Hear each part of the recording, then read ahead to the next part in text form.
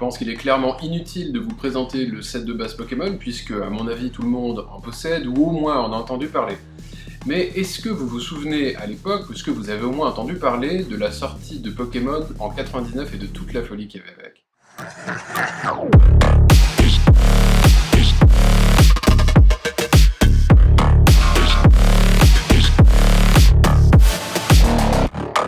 Bonjour à tous et bienvenue sur Carte Blanche, vous m'aviez manqué, ça fait longtemps. Avant d'entrer dans le vif du sujet, vous voici sur une série de 2 vidéos sur les cartes Pokémon de notre enfance.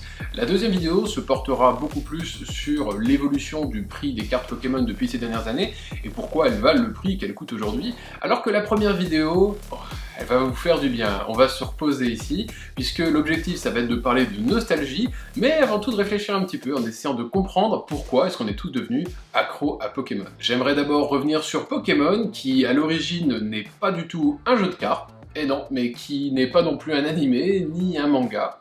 Pokémon à l'origine c'est un simple jeu vidéo. Pour faire bref, Game Freak, le studio derrière les jeux Pokémon, était à l'origine un simple magazine de jeux vidéo créé en 1983 par Satoshi Tajiri et Ken Sugimori. Ce n'est qu'en 1989 que ces deux amis créeront alors le studio de jeux vidéo du même nom, Game Freak, qui donnera alors lieu à plusieurs jeux pour Nintendo et aussi pour Sega. Dès 1989, Tajiri commence à travailler sur les prémices de Pokémon Capsule Monsters. Il dessinera alors pour Capsule Monsters les premiers monstres qui lui viendront par la tête, ceux que l'on connaîtra aujourd'hui comme Rhinophéros, Nidorino, mais également Ectoplasma. Ce qui vous explique d'ailleurs l'origine de la scène d'introduction de Pokémon sur Game Boy. L'idée de capturer des Pokémon provient de la passion de Tajiri pour la capture d'insectes quand il était enfant. C'est alors Atsuko Nishida et Ken Sugimori qui se chargeront de dessiner intégralement les 151 premiers Pokémon pour aider au développement du jeu.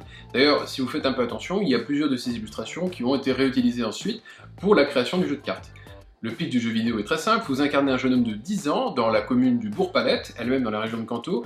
Votre objectif va être de devenir maître Pokémon et de capturer les 151 Pokémon.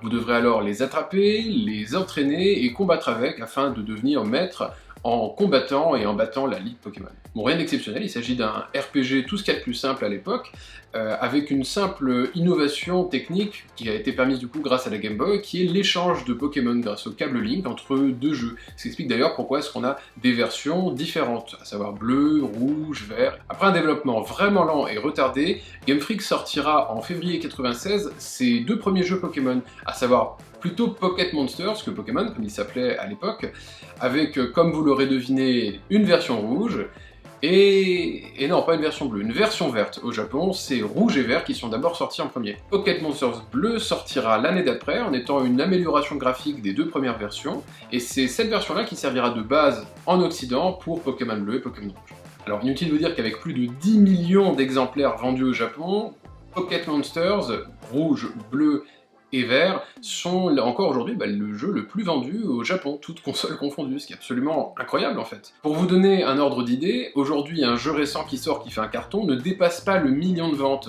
sauf peut-être Animal Crossing qui en est à 6 millions de ventes. Autrement, là on parle de 10 millions d'exemplaires vendus pour Pokémon, ce qui est énorme. Et c'est d'ailleurs grâce au succès de la vente du jeu vidéo au Japon que sortira 6 mois plus tard, en novembre 1996, les premières cartes du jeu que nous collectionnons. Alors si je vous parle de la sortie de Pocket Monsters au Japon, c'est bien pour faire la différence entre le marketing original et la sortie en fanfare que nous on a eu en Occident. On parle donc d'une sortie très tendre, plutôt timide, qui va vraiment étoffer sa gamme au fur et à mesure du temps avec une sortie de carte, vous voyez bien 6 mois plus tard, avec une sortie explosive en France. On a eu de façon simultanée les jeux vidéo avec Pokémon rouge et Pokémon bleu. On a eu ensuite les cartes, on a eu l'animé qui passait sur TF1, et on a eu une myriade de produits dérivés, je crois que vous n'avez pas idée. On avait des figurines, on avait des billes, on avait des classeurs pour aller à l'école, on avait des sacs à dos. À partir du moment donné où il y avait la place de mettre un tampon Pokémon, c'était ok pour le marketing.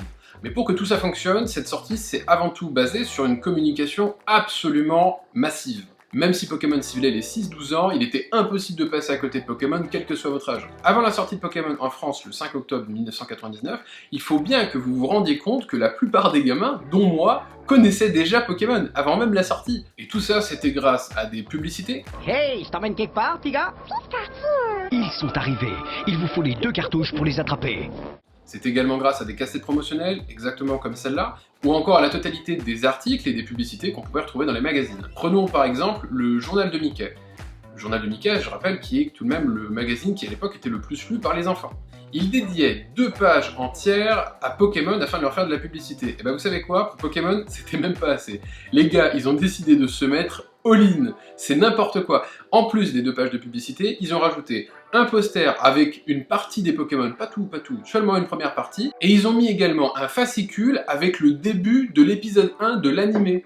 Donc en gros, vous aviez un mini manga gratuit au milieu de votre journal de Mickey. Quand on y repense, en fait, c'est comme si Pokémon s'était intégralement approprié le journal de Mickey. Vous pouviez pas tourner 10 pages de suite sans tomber sur une publicité pour Pokémon. Ah, et est-ce que je vous ai dit que les gars, ils ont fait ça toutes les semaines jusqu'à la sortie de Pokémon? Donc pendant 6 semaines. En même temps, c'est normal, il fallait bien que vous achetiez le numéro d'après pour avoir la suite du poster et la suite du fascicule avec l'épisode 1, c'est clair. Bon, et en plus de ça, il y avait les PLV dans les magasins, il y avait également les spots publicitaires qui, comme par hasard, passaient le matin quand les enfants sont en train de manger leur bol de céréales.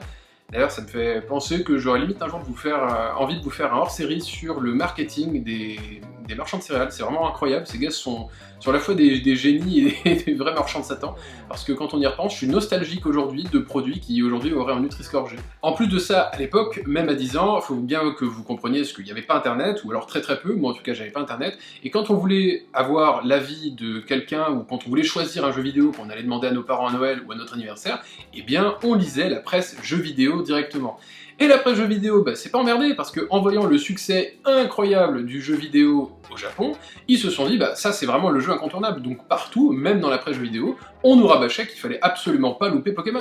Il faut bien comprendre que Pokémon s'est extrêmement bien vendu en France à sa sortie, et a complètement rempli la totalité des rayons, sauf bien sûr pour les cartes qui étaient la plupart du temps vendues chez le marchand de journaux et beaucoup moins à grande surface. Et là, vous voyez, c'est le début de ce qu'on peut appeler la Pokémania. Et premier point stratégique pour comprendre le succès de Pokémon, c'est un processus qui fonctionne d'ailleurs pour expliquer le succès d'autres franchises, comme Harry Potter, dont on parlera à d'autres reprises sur la chaîne, et bien c'est le processus d'identification. Il faut bien comprendre que Sacha, dans le dessin animé et dans le jeu vidéo, il a 10 ans, et la cible marketing de Pokémon, c'est les 6-12 ans. Donc on tombe à peu près pile poil sur la même catégorie d'âge, ce qui va faciliter énormément l'identification de la part de l'enfant, pour que lui, il se considère comme le héros de l'aventure qu'il est en train de vivre. Alors moi je vous le dis, à l'époque, j'avais 8 ans, et franchement, quand je sortais dehors, j'avais une veste qui ressemblait énormément à celle de Sacha dans l'animé, je me sentais comme le maître Pokémon incontesté quand j'allais à l'école avec cette veste. Pokémon, c'est donc un animé et un jeu vidéo dans lequel l'enfant va pouvoir s'investir et s'identifier, mais en Occident du moins, c'est en même temps un jeu de cartes à collectionner. Le recours à la collection pour les entreprises, c'est un moyen très simple de décupler énormément les ventes et l'influence qu'ils ont sur les enfants, sur leurs clients. Alors oui, vous allez me dire que c'est dégueulasse, mais c'est pas nouveau, hein. Vous devez d'ailleurs connaître les cartes de baseball qui étaient distribuées à la fin des années 1880 avec, par exemple, le célèbre Honus Wagner, la carte la plus chère du monde, tout TCG confondu, voilà, ça met les choses à plat. Hein. Eh bien, ces cartes servaient à la fois à rigidifier le paquet pour pas que les cigarettes s'écrasent, mais en même temps, ça servait à décupler les ventes auprès des enfants. Oui, bah vous allez me dire que...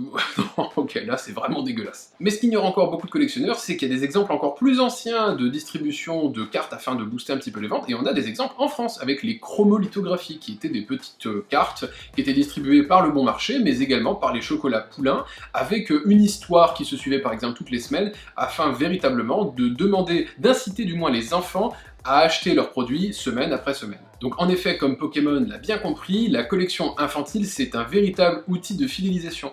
L'enfant entretient alors une relation un petit peu différente avec la marque, puisqu'il va être à la fois utilisateur, il va lui-même utiliser le produit et le collectionner, il va en être consommateur en disant à ses parents, en demandant à ses parents qu'on lui achète ce produit-là et pas un autre, mais il va également en être prescripteur, il va faire lui-même la publicité pour le produit et être une sorte d'ambassadeur pour la marque auprès de ses copains. Et c'est là pour moi qu'il paraît intéressant de se pencher un petit peu plus sur les revers psychologiques de la collection chez l'enfant. Le besoin de collectionner des cartes Pokémon s'explique d'office par la nature même du jeu. On est dans un jeu où on a 151 Pokémon et le slogan est bien « Attrapez-les tous ». Le jeu de cartes à collectionner ne déroge pas à cette règle-là puisque la rareté des cartes fait qu'il est très compliqué de réussir à avoir une collection complète. Donc on va généralement s'entraider et c'est pour ça qu'on parlera de cartes à collectionner et à échanger. La rareté, elle, est fictive puisqu'elle est organisée à l'impression avec seulement une carte holographique tous les 3 boosters. Ce qui alimente un phénomène de frustration par le manque mais également de satisfaction de ce manque, ce qui va donc du coup créer une boucle addictive. En gros, Pokémon a fait de nous des drogués.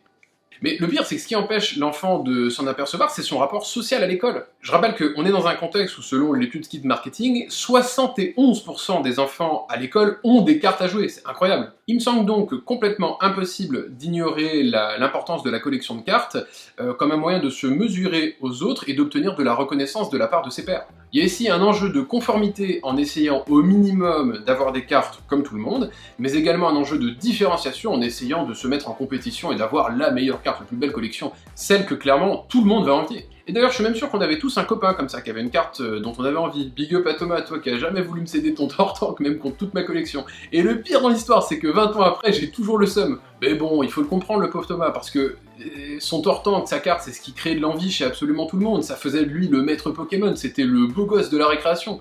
C'est une source de reconnaissance, mais également d'épanouissement social. Il est un meilleur collectionneur, il est un meilleur maître Pokémon parce qu'il a ce que les autres vont lui envier. Ainsi, les enfants en sont fous et ne parlent que de Pokémon à la récré. Pour vous dire, TF1 lors de la diffusion des animés avait 70% d'audience, ce qui est absolument colossal. Et le jeu vidéo, en seulement 6 mois, selon un article du Monde, s'était vendu à 800 000 exemplaires, ce qui fait 1 toutes les 20 secondes. Non mais attendez, 800 000 exemplaires en 6 mois, c'est énorme, et 14 millions aux États-Unis. Mais alors, il faut pas oublier que ce succès n'est pas sans polémique. On en parle déjà dans les plateaux télévisés, sur le journal télé, dans les articles de presse, et même le journal de Mickey, ils avaient eu l'audace de nous faire un article pour ou contre les Pokémon, comme si c'était pour nous faire un peu éviter que là, les gamins venaient de dépenser de l'argent pour acheter une publicité Pokémon avec marqué le journal de Mickey au-dessus. Les processus marketing qui expliquent le succès de Pokémon sont également ceux qui sont pointés du doigt, puisqu'ils entraînent les enfants à la surconsommation, un petit peu d'ailleurs de la même manière que l'on peut le trouver avec McDonald's, qui, surtout à l'époque, ciblait énormément les enfants avec tous les parcs à jeux, même si c'est un peu moins le cas aujourd'hui. L'autre sujet polémique de Pokémon, c'est la nature du jeu, puisque en fait, comme un braconnier, vous allez devoir capturer des Pokémon sauvages, les mettre dans des cages et les faire combattre à mort. Dans le principe, il y a un problème quand même, c'est sûr que comme ça fait pas vraiment rêver. Alors il n'a pas du tout fallu attendre l'automne 2020 pour que les scalpers sortent pour commencer à gagner de l'argent sur le dos de Pokémon. À l'époque, il y en avait certains qui attendaient à la sortie de l'école, voire même les enfants entre eux à la cour de récré pouvaient se vendre des cartes en dépassant des sommes folles comme 100-200 francs. Et c'est pour moi, je pense, la plus grosse dérive qu'il y a eu avec Pokémon, puisque ça a même conduit à l'interdiction des cartes Pokémon, et même des cartes tout court, dans certains établissements.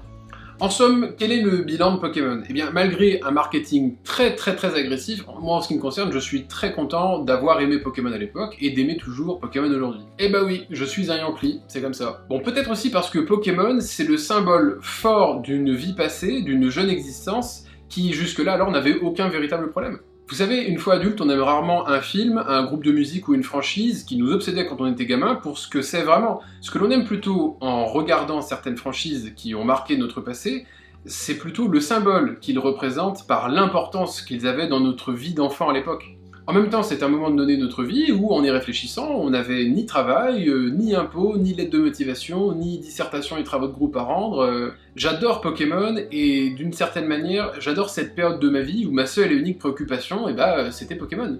C'est fou cette joie en y repensant qu'on pouvait ressentir en sortant de l'école parce qu'on savait très bien que juste après, on allait pouvoir récupérer notre Game Boy et pouvoir jouer à Pokémon, en capturer quelques-uns, les faire évoluer, voire même peut-être battre une arène. Ou encore le mercredi matin, la joie en se levant parce qu'on savait que ça y est, c'était mercredi, le jour des épisodes de Pokémon sur TF1, on allait enfin connaître la suite. Ou encore même les bonnes notes que je pouvais faire valoir auprès de ma mère en sortant de l'école sur le chemin parce qu'on passait devant le marchand de journaux et peut-être que si j'avais été sage, j'allais peut-être avoir un booster. Toutes les fois pareil, où j'allais sortir, voir mes potes, et puis on faisait des échanges, voire même, cette fois complètement improbable, où j'avais sur moi, parce qu'à l'époque on avait toujours sur soi la Game Boy avec Pokémon et avec ses cartes, où je me suis retrouvé à un mariage à faire un échange avec un autre gamin, et c'est comme ça que j'ai obtenu Ectoplasma à l'époque dans Pokémon. On parle actuellement de Pokémon, mais c'est également valable avec tous les symboles de notre vie passée. Sortir dehors avec les copains l'été, prendre un Mr Freeze, avec un yo-yo dans la poche, un sac banane et à l'intérieur la Game Boy et les cartes, quoi, évidemment. C'est une sorte de sentiment de naïveté, mais en même temps de liberté totale qui qualifie pour moi cette vie d'enfant et que je suis du coup très content d'avoir vécu avec Pokémon, ce que je m'efforce aujourd'hui de vivre tous les jours ma vie en tant qu'adulte. Merci à tous d'avoir regardé cette vidéo, ça faisait longtemps, mais hop, avant de partir, quelques petits points, j'ai besoin de vous. Il s'agit de la première vidéo vraiment travaillée de cette chaîne, et pas de simple vidéo où j'ouvre des cartes, vous ne le voyez pas, mais il y a actuellement deux lumières qui m'éclatent complètement les yeux, avec tout un magnifique décor que je me suis embêté à faire exprès pour la chaîne. On a normalement, je crois, un joli son.